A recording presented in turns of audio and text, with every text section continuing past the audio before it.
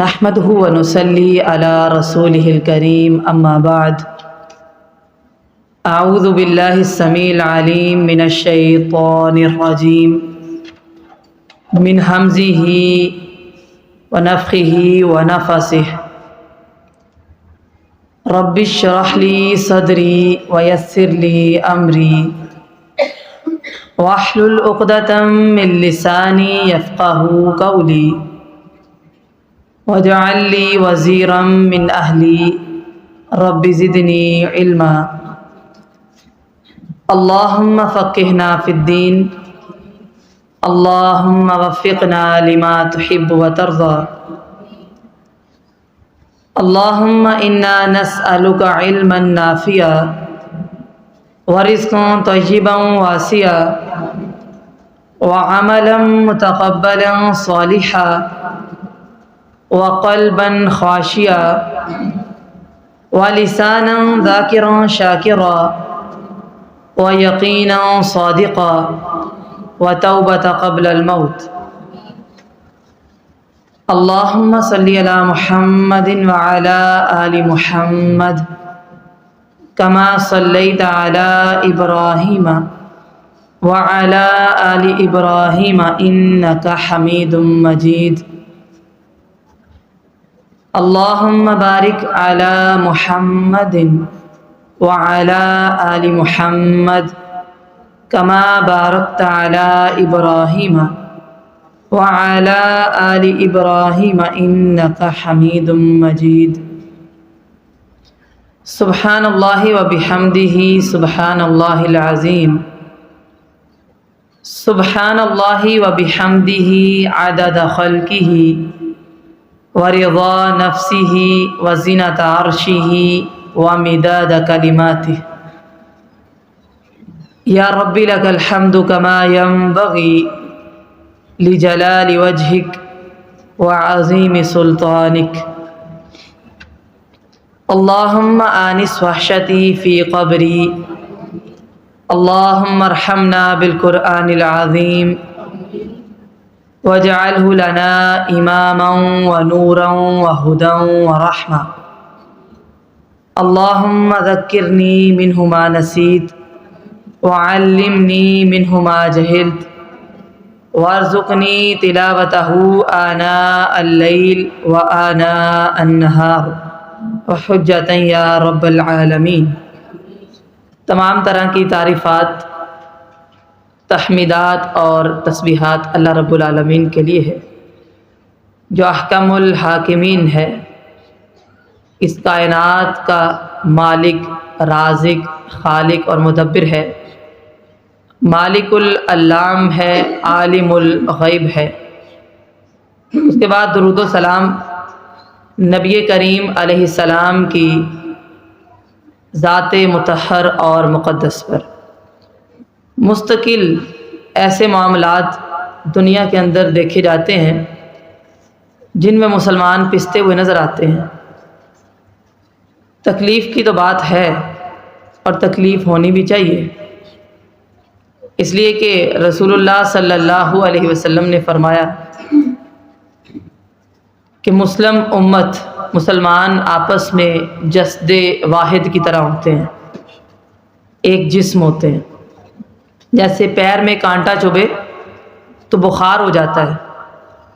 مسلمان کہیں بھی ہوں، مشرق میں ہوں، مغرب میں ہوں، شمال میں ہوں یا جنوب میں ہوں، جس بھی جگہ پر ہوں، ان کو کوئی تکلیف آئے، بحیثیت مسلمان ہمارے ایمان کا یہ حصہ اور جز ہے کہ ہمیں بھی تکلیف محسوس ہونی چاہیے۔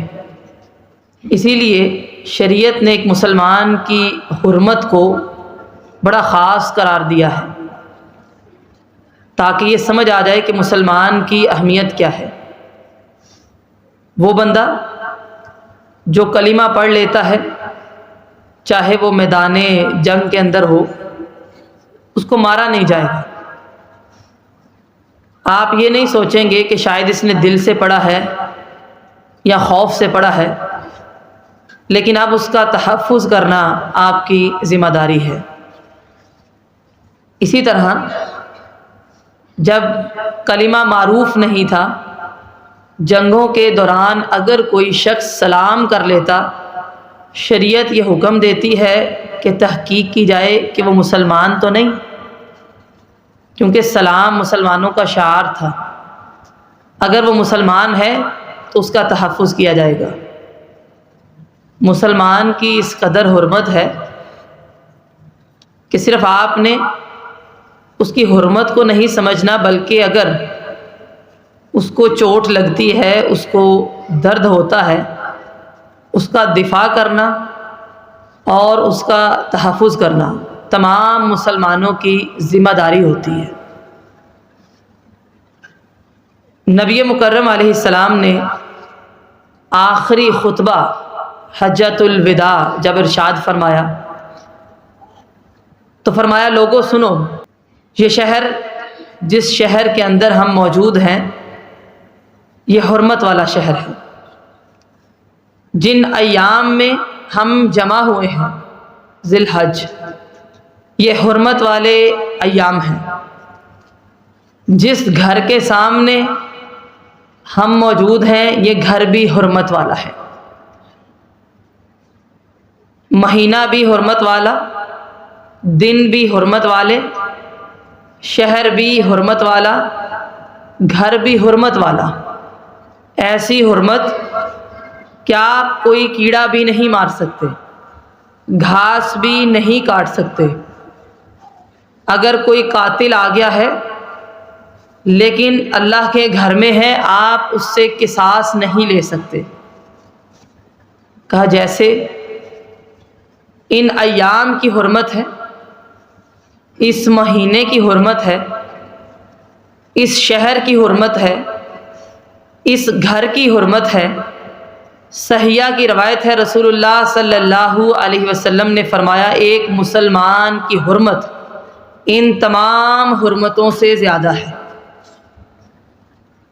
لہٰذا کوئی کسی پر ظلم نہیں کرے گا، کسی پر بہتان نہیں باندھے گا، کسی کی عزت نہیں اچھالے گا، بلکہ اس کا دفاع کرے گا، مسلمان کا تحفظ کرے گا۔ پتہ چلا کہ مسلمان کی حرمت اس قدر زیادہ ہے۔ حالات حاضرہ کو ہم دیکھیں، حالات تو ہمیشہ دنیا بھر میں رہتے ہی ہیں، کبھی شام میں، کبھی کشمیر میں، کبھی فلسطین میں، کبھی افغانستان میں رہے تھے، لیکن بعض اوقات حالات بڑی سنجیدگی اختیار کر جاتے ہیں، نقصان جانوں کا، املاک کا بہت زیادہ ہوتا ہے، دل بڑا رنجیدہ ہو جاتا ہے۔ ایسے ہی حالات حالیہ اس ہفتے میں پیش آئے ہیں، جو کہ آپ سب نے خبروں میں سنا ہوگا۔ ارض مقدس فلسطین پر پہ در پہ حملے کیے گئے، ایک جنگ چھڑ گئی، بہت زیادہ نقصان کا سامنا ہوا۔ زمین کا ایک خطہ ہے، ایک ٹکڑا ہے، اس سے ہمیں اتنی محبت کیوں ہے؟ اس کا جواب ہمارے پاس ہونا چاہیے۔ مسلمانوں سے بھی ہے اور اس زمین کے حصے سے بھی ہے۔ ویسے عمومی طور پر اگر اسلام کو ہٹا کر صرف جگہ سے محبت کی جائے تو وہ اسلام میں جائز نہیں ہے، لیکن یہ ایسی زمین ہے کہ اس زمین سے بھی ہمیں محبت ہے اور یہاں کے لوگوں سے بھی ہمیں محبت ہے۔ میرا سوال ہے، آپ خبریں سنتے ہوں گے، آج تک آپ نے نام بھی سنا ہوگا، یہ زمین اتنی اہمیت کیوں رکھتی ہے؟ ارض مقدس اس کو کہا جاتا ہے، مقدس زمین ہے۔ دنیا کے اندر بہت سی زمینیں ہیں، بہت سے خطے ہیں، بہت سے علاقے ہیں۔ بعض خطے ایسے ہیں جن کو اللہ تعالیٰ نے مقدس اور بابرکت قرار دیا ہے، اس میں سے ایک زمینی خطہ فلسطین کا ہے۔ سب سے پہلے یہ انبیاء کا مسکن رہا ہے، یعنی بہت سے انبیاء اس زمین پر آئے ہیں اور مقیم رہے ہیں۔ مثال کے طور پر حضرت ابراہیم علیہ السلام نے جو ہجرت کی تھی اپنے علاقے سے، وہ فلسطین کی طرف کی تھی۔ اسی طرح ہم تھوڑے سے آگے بڑھ جاتے ہیں، حضرت داؤد علیہ السلام نے سکونت جو اختیار کی تھی وہ بھی ارض فلسطین پر کی تھی، اور اپنی عبادت کے لیے ایک محراب تعمیر کیا تھا، وہ بھی سرزمین فلسطین پر کیا تھا جو آج بھی وہاں قائم ہے۔ انبیاء کا مسکن بھی ہے اور انبیاء کی نشانیاں بھی وہاں موجود ہیں۔ پھر اسی طرح حضرت سلیمان علیہ السلام نے اس زمین میں بیٹھ کر، اس ملک میں بیٹھ کر، اس جگہ پر قیام کر کے ساری دنیا پر حکومت کی تھی، لیکن وہ مقیم رہے تھے ارض فلسطین پر۔ بیت المقدس اس سے پہلے بھی تعمیر ہو چکا تھا۔ حضرت سلیمان کے دور میں انہوں نے اپنی زیر نگرانی میں جنات سے اس کو پھر سے تعمیر کروایا تھا۔ یہودی ایک قوم ہے جس کو آپ بنی اسرائیل کے نام سے جانتے ہیں، جن کا یہ عقیدہ ہے کہ ہم بیت المقدس جو کہ حضرت سلیمان نے تعمیر کیا ہے اس کو مٹا کر ہیکل سلیمانی خود تعمیر کریں گے تو ہماری دین کا، ہمارے عقیدے کا مقصد پورا ہو جائے گا۔ بیسیکلی یہ ایک بڑی بنیادی چیز ہے جس کو ہم سمجھتے نہیں ہیں۔ لڑائی اور جنگ یہ ہے،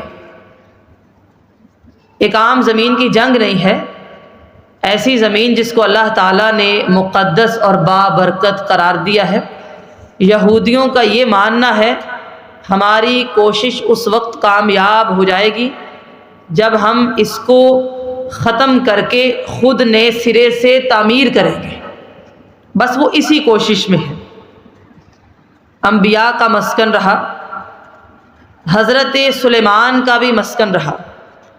یہ ایک ایسی زمین ہے جس کو اللہ تعالیٰ نے قرآن مجید میں خود بابرکت قرار دیا ہے، جیسے کہ سورۃ الانبیاء میں آپ پڑھتے ہیں وَلِسُلَيْمَانَ الرِّيحَ عَاصِفَةً تَجْرِي بِأَمْرِهِ إِلَى الْأَرْضِ الَّتِي بَارَكْنَا فِيهَا۔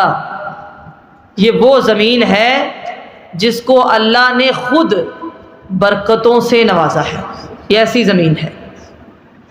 ویسے تو ساری کی ساری زمین ہمارے لیے سجدہ گاہ ہے، لیکن یہ ایسی زمین ہے کہ اللہ تعالیٰ نے کیا فرمایا ہے، الَّتِي بَارَكْنَا فِيهَا، ہم نے اس کو برکت عطا کی ہے، ہم نے اس کو خود بابرکت بنایا ہے۔ آپ ایک قصہ سنتے ہیں چونٹیوں کا۔ قحط سالی تھی، بارش نہیں ہو رہی تھی، حضرت سلیمان علیہ السلام اپنے لشکروں کو جمع کر کے روانہ ہوئے کہ ہم کھلے میدان میں جاتے ہیں اور اللہ سے دعا کریں گے اللہ تعالیٰ بارش کو نازل فرمائے گا۔ لشکر قریب آیا تو چونکہ اللہ نے ان کو یہ معجزہ عطا کیا تھا کہ وہ جانوروں کی بولی کو سمجھ لیتے تھے، دیکھا ایک چونٹی ہے، چونٹیوں کا لشکر ہے اور ان میں سے ایک چونٹی ہے جس نے اپنی وہ 4 ٹانگیں آسمان کی طرف اٹھائی ہیں اور کہتی ہے اللہم انا خلق من خلقک، کہ اللہ ہم تیری مخلوق میں سے ایک مخلوق ہیں، ہم تجھ سے بارش کا سوال کرتے ہیں۔ اس چونٹی نے جو بارش کا سوال کیا تھا، جس زمین پر کیا تھا، وہ ارض فلسطین ہے۔ پھر تھوڑا سا اور آگے چلتے ہیں، سورہ آل عمران ہم پڑھ رہے ہیں۔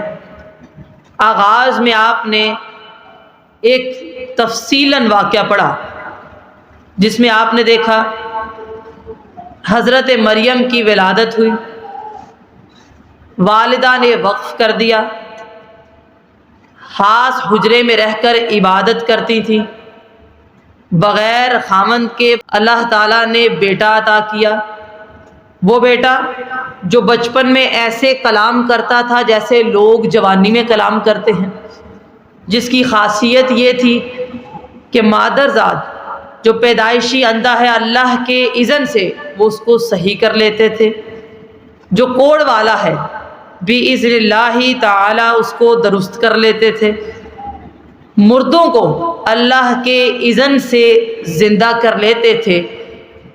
یہ دونوں مثالی خاندان سے تعلق رکھنے والے ماں بیٹا، ان کا تعلق بھی ارض فلسطین سے تھا۔ حضرت مریم کی کفالت کرنے والے حضرت زکریا جو اپنے محراب کے اندر نماز پڑھ رہے تھے، وہ محراب بھی ارض فلسطین میں ہے۔ تو اس شہر کے اندر بہت سے معجزات رونما ہوئے ہیں۔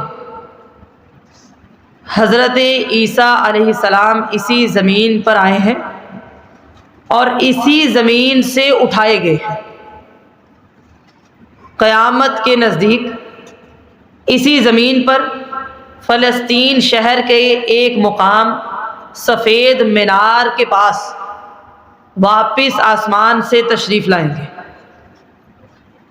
جبکہ حضرت عیسیٰ کے دونوں بازو فرشتوں کے کندھوں پر ہوں گے اور سر سے پانی کے قطرے ٹپک رہے ہوں گے جیسے موتی ہوتے ہیں، لیکن کس زمین پر آئیں گے؟ ارض فلسطین پر۔ اسی شہر کے اندر ایک مقام ہے، باب لد کہا جاتا ہے اسے۔ حضرت عیسیٰ علیہ السلام اس مقام پر اسی شہر میں دجال سے قتال کریں گے اور اس کو مار دیں گے، قتل کریں گے۔ یہ ہے انبیاء کا مسکن، اپنی آغوش میں پالے ہیں پیغمبر اس نے، باعث فخر ہے اقصا سے محبت کرنا، اور یہ ہمارے ایمان کا حصہ بھی ہے۔ بعض لوگ غلط فہمی کا شکار ہو جاتے ہیں، ان کو لگتا ہے میدان عرفات میں حشر قائم ہوگا۔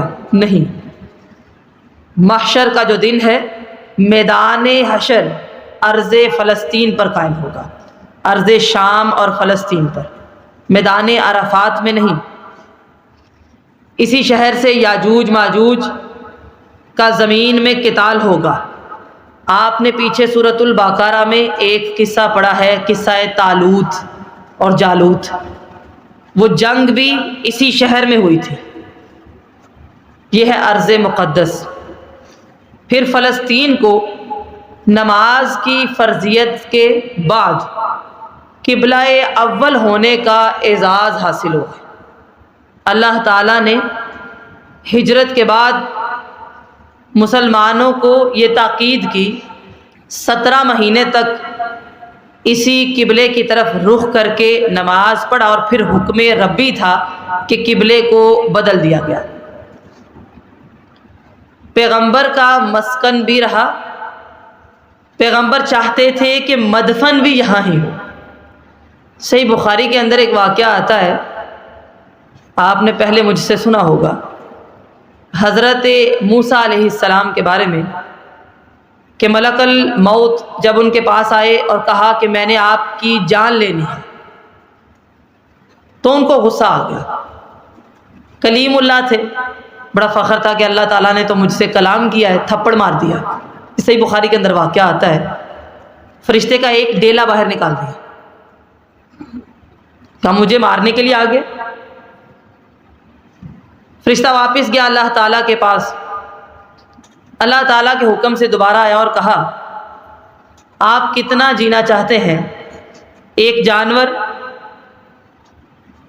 اس کی کمر، اس کی پیٹھ کے اوپر جتنے بال ہیں آپ ہاتھ لگائیے، جتنے بال آپ کے ہاتھ کے نیچے آ جائیں گے اتنے سال اللہ تعالیٰ آپ کو زندہ رکھے گا۔ کہا اچھا اس کے بعد کیا ہوگا؟ کہا موت۔ کہا اگر اس کے بعد بھی موت ہے تو ابھی لے جا، لیکن صحیح بخاری میں آتا ہے فَسَأَلَ اللَّهَ عَزَّ وَجَلَّ، ایک اللہ سے میں نے سوال کرنا ہے، وہ کیا؟ کہ اللہ تعالیٰ میرا مدفن ارض مقدس کے قریب کر کے بنائے، دور نہ ہو۔ انبیاء کا یہ مسکن بھی رہا اور مدفن بھی رہا، بلکہ انبیاء نے اس بات کو پسند کیا کہ جیسے ہم یہاں زندہ رہے ہیں ہمارا مدفن بھی یہی ہو۔ لہذا خوش قسمت ہیں وہ لوگ جو وہیں اسی زمین میں دفن ہو جاتے ہیں یا پھر اسی زمین کے مقیم ہیں۔ تو دنیا کے اندر ایک ایسا کونا ہے، ایسا ملک ہے، ایسا علاقہ ہے جس میں بیٹھے بٹھائے سکولوں پر بم برستے ہیں، ہسپتال بھی برباد ہو جاتے ہیں۔ بعض دفعہ کوئی سربراہ اٹھ کر کفار کے ملک میں ایک حملہ کر دے چھوٹا سا، دنیا بھر میں طوفان آ جاتا ہے، سب لوگ مذمت کرتے ہوئے نظر آتے ہیں کہ یہ دہشت گردی ہے، جیسے فرانس میں ہو جائے، کہیں بھی ہو جائے۔ لیکن یہی ممالک مل کر لاکھوں مسلمانوں کے مجرم ہیں۔ لیکن حیرانگی کی بات ہے کہ نہ تو اس کو کبھی دہشت گردی قرار دیا جاتا ہے، نہ اس کی کوئی مذمت کرتا ہے۔ بڑی حیران کن بات ہے، پارلیمنٹ میں بیٹھے ہوئے سینکڑوں لوگوں میں سے کسی ایک کا بیان بھی نہیں آتا۔ کم از کم کچھ نہیں تو سوشل میڈیا اتنی طاقت تو رکھتا ہے کہ آپ اپنا احتجاج ریکارڈ کروا سکتے ہیں۔ فرد واحد کی حیثیت سے کوئی بندہ ایسا نہ رہے جو یہ کام نہ کرے، مگر صد افسوس ہے کوئی بندہ ایسا ہوتا ہی نہیں کہ جو یہ کام کرے۔ یہ ہے ارض فلسطین۔ اگر اس زمین کو اللہ تعالیٰ زبان دیتا تو یقیناً وہ زمین اللہ سے شکایت کرتی، کیا میرے رب، میں وہ ہوں کہ تیرے محبوب نے جس سمت کیے تھے سجدے، حکم سے تیرے وہ اصحاب نبی کے سجدے، سینکڑوں غم لیے میں غمگین کھڑا ہوں، اب فقط تیرے سہارے پہ میں فلسطین کھڑا ہوں۔ اگر اس کی زبان ہوتی تو یہ دنیا سے شکوہ ضرور کرتا، سوال کرتا کہ آج دنیا اور دنیا کے مسلمان حکمران کہاں بیٹھے ہیں۔ پھر اسی طرح نبی مکرم علیہ السلام، اللہ تعالیٰ نے آپ کو جو سب سے عظیم معجزہ عطا کیا وہ ہے معراج، کہ وقت تھم گیا اور آپ کو اللہ تعالیٰ نے بیت المقدس اور پھر آسمانوں کی سیر کروائی۔ معراج کی رات آسمانوں پر جانے سے پہلے نبی مکرم علیہ السلام بیت المقدس میں گئے تھے، اور وہاں آپ کی اقتداء میں سارے انبیاء نے نماز پڑھی تھی۔ اللہ تعالیٰ نے اس جگہ کو یہ شرف عطا کیا ہے کہ آپ صلی اللہ علیہ وسلم نے اس جگہ میں امامت کروائی ہے۔ سبحان الذی اسری بعبدہ لیلا من المسجد الحرام الی المسجد الاقصی الذی بارکنا حولہ لنریہ من آیاتنا۔ یہ وہ زمین ہے جس کو اللہ نے برکت دی ہے اور اس کے ارد گرد کو بھی برکت دی ہے۔ اے بیت المقدس، تیری اس شان پہ ہم قربان کہ محبوب خدا کبھی بنے تھے تیرے مہمان۔ یہ اس زمین کی شان ہے۔ پھر اسی طرح زمین پر سب سے پہلے جو مسجد تعمیر کی گئی وہ ہے مسجد الحرام۔ نبی مکرم صلی اللہ علیہ وسلم سے سوال کیا گیا، ایو مسجد وضع اول، سب سے پہلے اس دنیا کے اندر کون سی مسجد بنائی گئی؟ کیا فرمایا؟ مسجد حرام۔ کہا ثم ایو، اس کے بعد کون سی؟ کہا مسجد اقصی۔ اور پھر صحابہ کرام نے پوچھا کم کانا بینہما، ان دونوں کی تعمیر کے درمیان کتنا فاصلہ تھا، کتنا وقت تھا؟ 40 سال۔ بس سب سے پرانی ہے، بیت اللہ کے بعد اس کو تعمیر کیا گیا۔ اس جگہ کو یہودی یروشلم کہتے ہیں، فلسطین بھی کہا جاتا ہے۔ پھر اسی طرح نبی مکرم علیہ السلام کے بعد حضرت صدیق اکبر نے ایک لشکر روانہ کیا تھا، لشکر اسامہ۔ حالات بڑے مشکل تھے، خوف یہ تھا کہ کفار مدینہ پر حملہ کر دیں گے۔ نبی مکرم علیہ السلام نے اپنی زندگی میں لشکر اسامہ کو روانہ کیا تھا کس زمین کی طرف؟ فلسطین کی طرف۔ تاریخ میں ہم پڑھتے ہیں کہ لشکر اسامہ کی جو روانگی ہے اس کی تاریخی حیثیت بہت زیادہ ہے، لیکن آج یہ جان لیجئے کہ وہ لشکر روانہ ہوا تھا فلسطین کی طرف، جس کو جناب صدیق اکبر نے مشکل ترین حالات میں روکا نہیں، بھیجا ہے۔ پھر یہ وہ زمین ہے کہ حضرت عمر فاروق نے اس کو خود فتح بھی کیا ہے اور یہاں نمازیں بھی پڑھی ہیں۔ یہی وہ زمین ہے کہ جب حضرت عمر فاروق اس کی فتح کے لیے تشریف لے گئے تو ان کے کپڑوں پر بعض روایات میں 17 بعض میں 36 پیوند لگے ہوئے تھے۔ یہ بات ملتی ہے۔ یہ بادشاہ ہے، یہ امیر ہے، لیکن اس نے بیت المقدس فتح کر لیا ہے۔ اپنی اس کی حالت یہ ہے، 16 ہجری کے اندر حضرت عمر نے ایک لمبا سفر طے کیا اور بیت المقدس کی چابی کو حاصل کیا اور ایک معاہدہ لکھا، معاہدہ عمر اس کو کہا جاتا ہے، امن کا معاہدہ، کہ اگر کافر یہاں رہیں گے ذمہ بن کے رہیں گے۔ لیکن پھر ہم نے دیکھا مسلمانوں پر زوال آیا، اللہ تعالیٰ نے یہ فتح چھین لی ان سے۔ پھر کئی سالوں کے بعد معراج کی رات 27 رجب 583 ہجری صلاح الدین ایوبی کے ہاتھوں بیت المقدس 88 سال کے بعد پھر سے فتح ہوا۔ اللہ تعالیٰ نے ایک عام شخص کو یہ فضیلت عطا کی۔ اس کا نام قدس آج کا نہیں ہے، پہلے سے تھا۔ بعد میں اسلام کے بعد مسجد اقصی رکھا گیا۔ قدس کا مطلب کیا ہے؟ پاک، تقدیس، دوسروں سے ممتاز، دوسروں سے الگ۔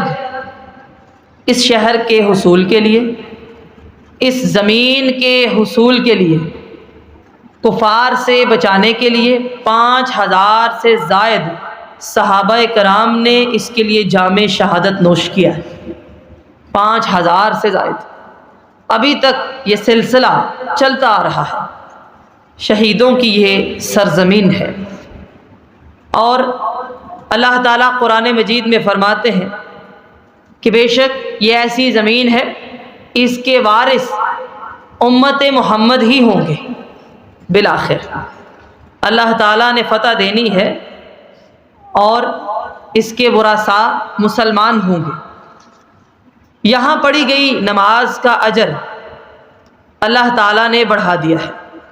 حدیث میں آتا ہے، نبی مکرم صلی اللہ علیہ وسلم نے فرمایا، لا تشد الرحال الا الى ثلاثة مساجد۔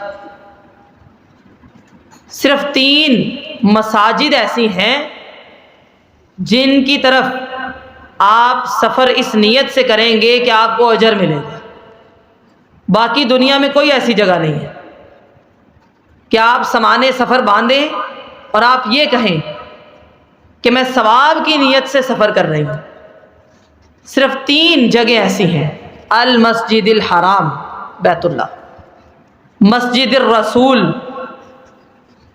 مسجد نبوی، مسجد الاقصی اور بیت المقدس۔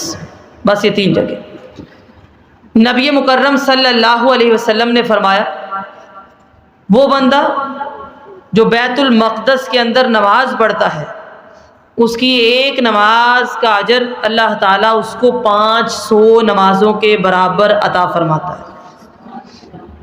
لہذا یہ کوئی سیاسی مسئلہ نہیں ہے کہ ہم فلسطین پہ بات کریں تو لوگ یہ سمجھیں کہ شاید یہ قرآن کی بات نہیں ہے۔ بعض دفعہ لوگ ایسا سمجھتے ہیں کہ یہ تو دین نہیں ہے، بلکہ رسول اللہ صلی اللہ علیہ وسلم نے فرمایا، قیامت کے نزدیک ایک وقت ایسا آئے گا، فتنے بڑھ جائیں گے، حالات مشکل ہو جائیں گے۔ اس وقت میں جو بندہ بیت المقدس کے قریب ہوگا یا جائے گا، مشکل ترین حالات میں اس کو دیکھنا بھی مشکل ہوگا، لیکن جو اس کو دیکھے گا، اس کا دیکھنا دنیا اور دنیا کے اندر جو کچھ ہے اس سے بہتر ہے۔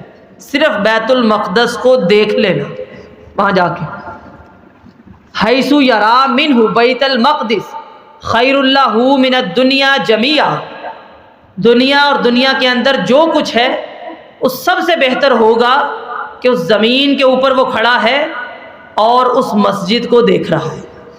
لڑنا، قتال کرنا، دفاع کرنا، جہاد کرنا وہ بات کی بات۔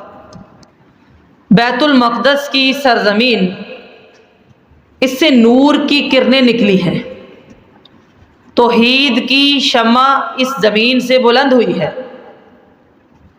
مختلف شریعتوں کی بہاریں اس زمین سے سامنے آئی ہیں، توحید کا ولولہ سارے عالم میں اس زمین کی بدولت جاگا ہے۔ یہ سرزمین توحید و سنت کی اماج گاہ ہے، کوئی عام زمین نہیں ہے۔ بیت المقدس کے اندر آپ کی امامت اس بات کا ثبوت ہے کہ وہاں کے رہنے والے کتاب و سنت پر عمل ضرور کریں گے۔ نبی مکرم صلی اللہ علیہ وسلم نے فرمایا لا تزال طائفۃ من امتی علی الحق، ایک جماعت ہمیشہ قیامت تک حق پر قائم رہے گی، جس کا کام ہے جہاد کرنا، اور وہ بیت المقدس کا بھی جہاد کریں گے، حق والی جماعت ہے۔ پھر قرآن مجید میں اللہ تعالیٰ نے اس زمین کی قسم کھائی ہے والتین والزیتون وطور سینین وہذا البلد الامین۔ والتین، مفسرین نے لکھا ہے اس سے مراد شام کی زمین ہے، انجیر اس زمین کی پیداوار ہے۔ والتین، والزیتون اس سے مراد ارض فلسطین ہے، زیتون فلسطین کی پیداوار ہے۔ وطور سینین اس سے مراد کوہ طور ہے۔ وہذا البلد الامین اس سے مراد مکۃ المکرمہ ہے۔ پھر حدیث سے پتہ چلتا ہے رسول اللہ صلی اللہ علیہ وسلم نے فرمایا مسیح دجال، جس کا فتنہ اس قدر زیادہ ہے کہ ہر نبی نے یہ دعا کی ہے کہ ہم اپنی زندگی میں دجال کو نہ دیکھیں۔ نبی مکرم صلی اللہ علیہ وسلم نے ایک سورت سکھائی ہے جس کی پہلی 10 یا پھر آخری 10 آیات جو پڑھ لیتا ہے وہ فتنہ دجال سے محفوظ رہے گا، سورۃ الکہف۔ درود کے بعد دعا سکھائی ہے کہ فتنہ دجال سے محفوظ رہنے کی دعا کی جائے، کیونکہ مسلمانوں نے اس دنیا میں اس سے بڑا کوئی فتنہ نہیں دیکھا ہوگا۔ آپ صلی اللہ علیہ وسلم نے فرمایا میں تمہیں دجال سے ڈراتا ہوں، 3 بار فرمایا۔ اس کے بال گنگریالے ہوں گے، رنگ گندمی ہوگا، بائیں آنکھ اس کی نہیں ہوگی، اس کی اپنی ایک جنت اور جہنم بھی ہوگی، پانی کی نہریں وہ جاری کر لے گا۔ یہ اللہ نے اس کو اختیار دینا ہے آزمائش کے لیے۔ اللہ سے دعا کرتے ہیں کہ ہم ایسا وقت نہ دیکھیں۔ اس کے پاس رزق کا پہاڑ ہوگا لوگوں کو دینے کے لیے، جس کی طلب کے لیے لوگ اپنا ایمان بیچتے ہیں، اور اللہ تعالیٰ اس کو اس وقت یہ اختیار دے گا کہ وہ قتل کر کے کسی کو زندہ بھی کر لے گا۔ لوگ تو مر جائیں گے اس کے پیچھے۔ بظاہر اس کو یہ بھی اختیار ملے گا آزمائش کے لیے کہ وہ بارش نازل کر لے گا، لیکن اس بارش سے زمین کی پیداوار نہیں ہوگی، صرف زمین میں 40 دن اس نے ٹھہرنا ہے۔ ہر نبی نے پناہ مانگی ہے کہ ہماری زندگی میں دجال نہ آئے، صرف 40 دن۔ دنیا کے ہر خطے میں وہ جا سکتا ہے سوائے 4 مقامات کے، 4 مساجد کے، بیت اللہ، روضہ رسول، بیت المقدس اور کوہ طور، یہاں نہیں جا سکتے، باقی ہر جگہ جائے۔ یہ زمین کی فضیلت ہے۔